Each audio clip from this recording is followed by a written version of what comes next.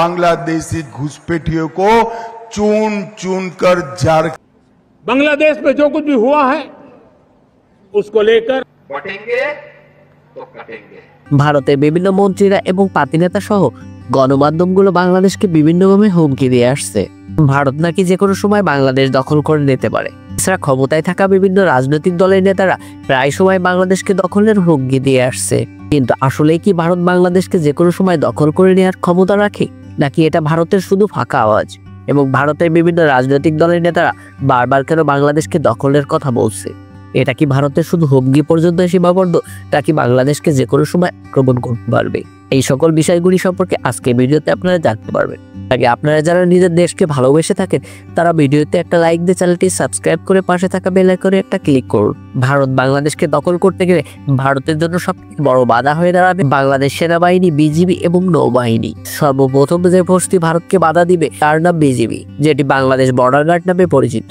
বাংলাদেশকে ভারতের অঙ্গরাজ্য বানাতে হলে সর্বপ্রথম এই বিজিবিকেই পরাজিত করতে হবে, যেটা খুব একটা সহজ কাজ হবে না। এর দ্বিতীয় বাধা হয়ে দাঁড়াবে বাংলাদেশ সেনাবাহিনী। বাংলাদেশ সেনাবাহিনীকে পরাজিত করতে হলে ভারতকে কমপক্ষে 25 থেকে 30 ডিভিশন সৈন্য নিয়ে আসতে হবে। তো ভারতের কাছে যে সৈন্য আছে তা মাত্র 40 ডিভিশন, যার মধ্যে 7% সেনা রয়েছে ভারত এবং চীন সীমান্তে। অপরদিকে পাকিস্তানে রয়েছে প্রায় 30% সৈন্য, বাকি 10 ডিভিশন রয়েছে অন্যান্য রাজ্যগুলোতে। এছাড়া ভারতের বিভিন্ন প্রান্তে সৈন্যবাহিনী ছড়িয়ে ছিটিয়ে রয়েছে। এই সব মিলিয়ে বাংলাদেশকে দখল করতে আসা মানে ভারতের নিজের পায়ে নিজে কোড়াল মারা। ভারত ও বাংলাদেশের মধ্যে যুদ্ধ শুরু হলে বাংলাদেশ সেনাবাহিনী তার ক্ষমতা পুনরায় ব্যবহার করার সুযোগ পাবে, কারণ ভারত ব্যতীত বাংলাদেশ সেনার অন্য কোনো শত্রু নেই। শত্রু রাষ্ট্র তো দূরের কথা, বাংলাদেশের কোনো প্রতিপক্ষ রাষ্ট্রই নেই। বাংলাদেশ সীমানার কাছে ভারত এবং মিয়ানমারের সীমানা রয়েছে। ওই মিয়ানমার তার গৃহযুদ্ধে লিপ্ত থাকার কারণে দেশটি ভুল করে বাংলাদেশের সঙ্গে যুদ্ধে জড়াতে চাইবে না। বাংলাদেশে বর্তমানে নিরাপত্তার জন্য প্রায় 68 লক্ষ প্যারামিলিটারি বাহিনী রয়েছে। বর্তমানে বাংলাদেশে আনসার বাহিনী পৃথিবীর বৃহত্তম প্যারামিলিটারি ফোর্স।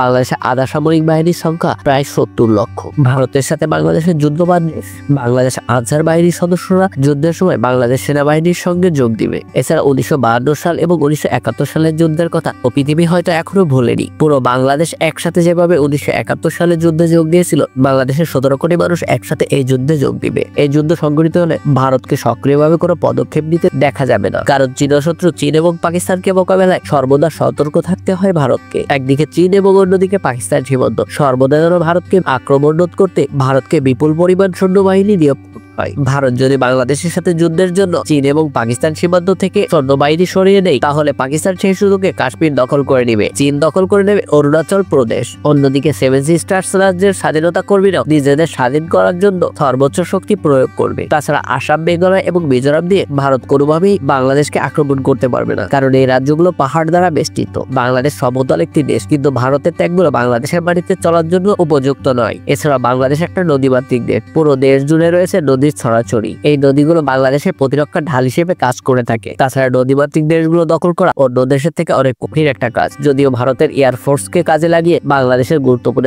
স্থাপনা ধ্বংস করা যাবে, কিন্তু পদাতিক সৈন্য ছাড়া একটি দেশকে দখল করা কোনোভাবেই সম্ভব নয়। বাংলাদেশকে দখল করা ভারতের জন্য কতটা কঠিন হবে আমরা 2001 সালের যুদ্ধের সময় দেখেছি। বাংলাদেশ সেনাবাহিনী ভারতের বিপুল সংখ্যক সেনাবাহিনীকে হত্যা করে। তাই ভারত বাংলাদেশের সাথে যুদ্ধে জড়ালে চীন এবং পাকিস্তান বসে বসে পপকর্ন খাবে না, তারা ভারতের উপর হামলা করে দিবে। এই অবস্থায় যদি ভারত সরকার বাংলাদেশের উপর হামলা চালায়, তাহলে তাদের বেশ বেকায়দায় পড়তে হবে। সব মিলিয়ে ভারত বাংলাদেশকে আক্রমণের কথা ভাবতে পারবে না। তবে কিছু মূর্খ রাজনৈতিক নেতারা রয়েছে যারা নিজেদের স্থান পাকাপোক্ত করতে এই ধরনের মশলা মাখা কথাবার্তা গুলো বলে থাকবে। যুদ্ধ কোনো দেশের জন্য শান্তির বার্তা বয়ে আনে না। তাই আমরা সবসময় চাই শান্তিপূর্ণভাবে বসবাস করতে। সাধারণ মানুষ কখনোই যুদ্ধ চায় না, কিন্তু রাজনৈতিক দলের নেতারা হিন্দু মুসলিমদের মধ্যে বিভেদ বাঁধিয়ে বিভিন্ন অবস্থায় যুদ্ধ সৃষ্টির পায়তারা করে থাকে। আমরা যুদ্ধ থেকে বিরত থাকার চেষ্টা করব, কারণ একটি কথা সবসময় মনে রাখা উচিত, নিজের ভালো পাগলেও বোঝে। আজকে ভিডিওটি এই পর্যন্তই। ভিডিওটি যদি ভালো লাগে থাকে তাহলে বন্ধুদের সাথে শেয়ার করতে পারেন। দেখা হবে পরবর্তী ভিডিওতে। তখন পর্যন্ত ভালো থাকবেন, সুস্থ থাকবেন। আল্লাহ হাফেজ।